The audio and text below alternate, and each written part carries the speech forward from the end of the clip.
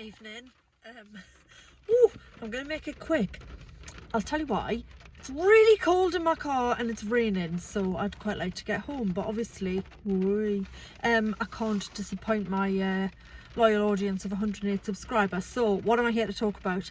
I'm here to talk about The Matrix Resurrections. Long ago in the before times, there was a film called The Matrix, and it was a bit of a game changer. I think it came out in '99. I think I was in sixth form, and I know I definitely didn't see the original at the cinema because I didn't fancy it. Didn't think it was my thing. Eventually got round to seeing it, probably on DVD, maybe even on VHS, and obviously was blown away by it, as we all were back then, because it was quite unlike anything we'd ever seen up to that point. What the Wachowskis did with the effects and the bullet time was, you know, mind-blowing to audiences at the turn of the century. God, when I say turn of the century, I think like the turn of the 20th century. I forgot that I've lived through a turn of the century. Anyway, I digress. So yeah, the original was great. It was groundbreaking, action-packed, great fun, you know, really just new and exciting. And then there were the sequels. And the less said about the sequels, the better. I think I've seen the second one maybe twice. The third one I think I've only seen once.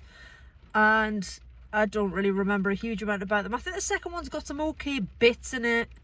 But overall, I think it just got a bit up its own arse. I don't think the Wachowskis wanted to make the sequels, but they were contracted to, or something. Anyway, it's been 20 years. And now we're back. And I'll admit, when I saw the original trailer for this one, I was a bit like, oh, I didn't know we were getting another one of these.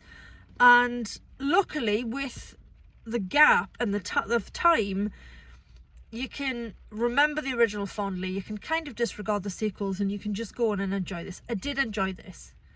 Plus points.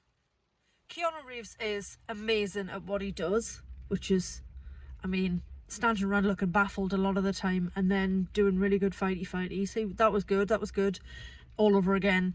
Carrie-Anne Moss doesn't appear to have aged. There are scenes, there are like loads of flashbacks from the original films, which is pretty cool. So yeah, she does look quite a lot younger then, but she looked great now.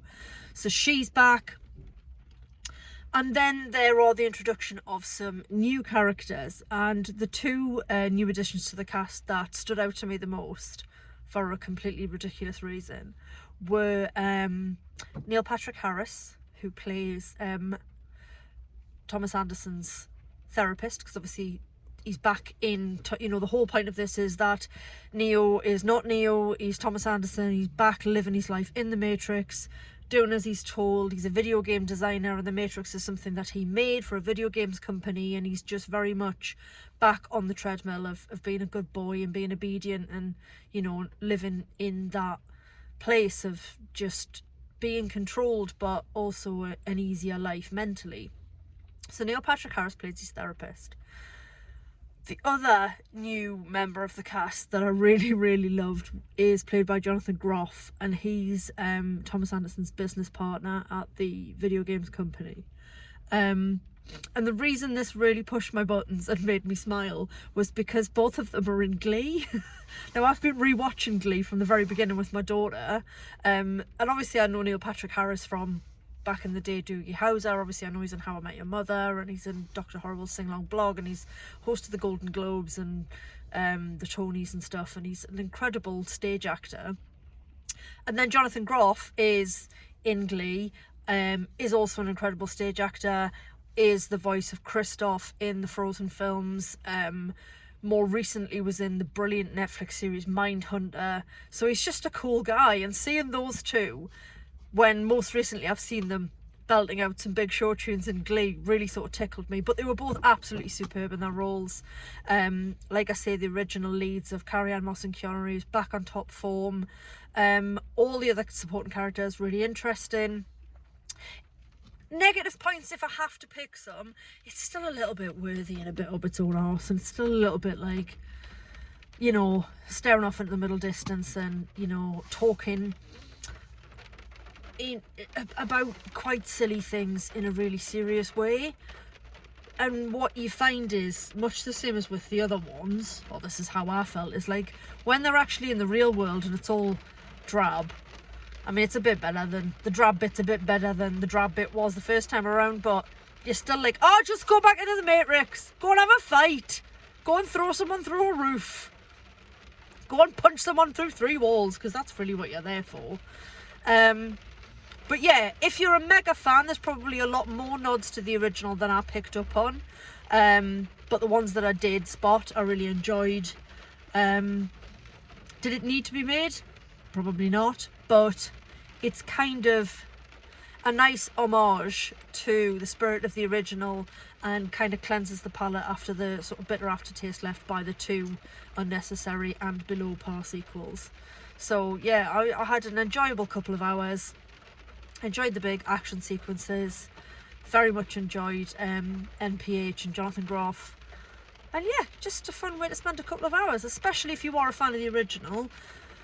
And it does push those nostalgia buttons for that time when the original film just absolutely blew us away, because it was so different. So yeah, and they still managed to wow me with the effects in this. Like, I'm still impressed at some of the stuff they're capable of. So yeah, enjoyable. I liked it. It's raining really heavily now, and it's very cold in my car, so I'm gonna go. Tomorrow I'm coming to the cinema to see Home Alone with my children, which I'm very excited about, because I'm not sure I've ever seen Home Alone in a cinema. I don't think I have. Definitely the second one. Don't think I saw the original, so that's exciting. Possibly won't review it because it's really old, but I might. You never know. And then that might be it before Christmas. I don't know. I don't know if there's any more new big releases coming this year. The Kingsman is Boxing Day, I think, so I'll probably come and see that.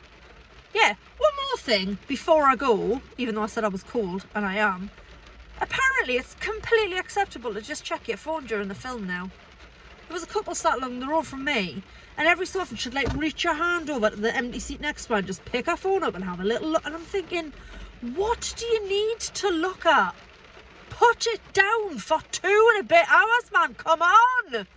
And there was a woman on the row in front who was wanting to obviously take a picture of the screen as it started. And I get that. I've done that. Like, I did it when I first came back to cinemas. I think it was just when I came to see Wonder Woman. Or might even have been when I came to see Mortal Kombat. But I remember taking a picture of, like, the Odeon logo on the screen. But this woman sat with her phone and she kept going like, oh, I'll take a picture of, oh, I'll take a picture of the Warner Brothers logo. Oh, the Warner Brothers logo's gone green. I'll just take another. And I could just see, and all I could see was camera up, camera down, camera up. And I thought, just put it away. And then she got a picture she was happy with and posted it on Facebook, all while the film was actually starting. And I literally wanted to just start something off the back of her head. And this bint to me right who kept checking her phone during the film. You're not that important. Nothing's happened. Wait 2 hours and then check it. I mean, in these times, with the Rona and the Omicron and all that sort of stuff, something could have happened. But it'll still have happened when the film's finished. So please put your phones away. It's irritating. Anyway, I feel better for getting that off my chest. I'm going to go home now. Thanks for listening. Katie out.